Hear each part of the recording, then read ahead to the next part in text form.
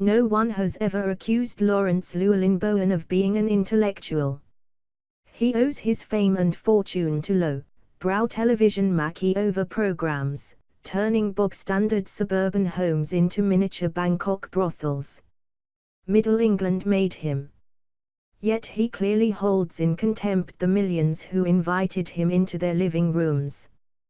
Despite being born and educated in London, and now the proud owner of a 17th-century manor house in the Cotswolds, he is ashamed of the country and people which have given him everything. "I don't often use the term England because I think it's racist," he said in a magazine interview. "This is me speaking as a Welshman, an aborigine of this island. Lovely, tidy, smashing. Of course, there's no accounting for the stupidity of celebrities when they are aunting their alleged moral superiority over the rest of us." How else to explain this bizarre quote from the same interview? You have to understand that the English all come from outside Amsterdam, which is why they tend to be ginger and tall. Leave that aside, though, and concentrate on his assertion that England is somehow synonymous with racism. It's hardly an original thought, especially among self-styled intellectuals. George Orwell nailed it in an essay written in 1941, "England is perhaps the only great country whose intellectuals are ashamed of their own nationality." In left-wing circles it is always felt that there is something slightly disgraceful in being an Englishman and that it is a duty to snigger at every English institution, from horse racing to suet puddings. It is a strange fact, but it is unquestionably true that almost any English intellectual would feel more ashamed of standing to attention during God Save the King than of stealing from a poor box. I've no idea how Bowen dresses politically, but I'm prepared to hazard a guess that he voted Remain in the Brexit referendum.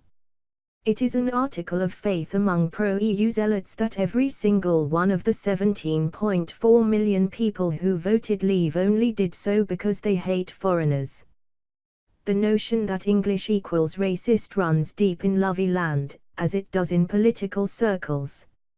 Remember the sneering, aristocratic disdain Labour's Emily Thornberry displayed on stumbling across a white van outside a house bedecked in St. George eggs. Presumably this is also the kind of English patriotism which Llewellyn Bowen finds so offensive. Even though he was born in Kensington and privately educated in South London, he has gone to great lengths to distance himself from his quintessentially English upbringing. He has chosen to drape himself in his Welsh ancestry, adopting his surgeon father's middle name, Llewellyn, as his own. His two siblings are known simply as Bowen. I suppose Lawrence Llewellyn Bowen does suggest a certain auteur. Would his career as a home-style consultant have taken off quite so successfully if he'd been plain old Larry Bowen?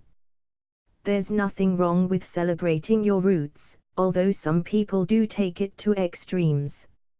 Alistair Campbell, as was mentioned recently, was born in Yorkshire, went to grammar school in Leicester, attended Cambridge University and supports Burnley, which is in Lancashire. Yet he never misses an opportunity to pull on a kilt and play the bagpipes. Then again, Campbell is another who thinks that the English are essentially a nation of xenophobes. Why do they find overt Englishness so threatening? After all, the same people who believe in inherent English racism are only too happy to embrace Scottish nationalism, which showed its ugly face during the independence campaign, and blood-stained Irish nationalism. Some of the worst offenders come from the arts and literature. The further they are from home, the more emboldened they feel to attack their own country. The authors Martin Amis and Salman Rushdie have been at it again recently, snarling about the stupidity of their countrymen and women in voting to leave the EU. Both now live in America, so what difference does Brexit make to them? It is simply a way of burnishing their intellectual credentials, sneering at the ignorant scum they've left behind.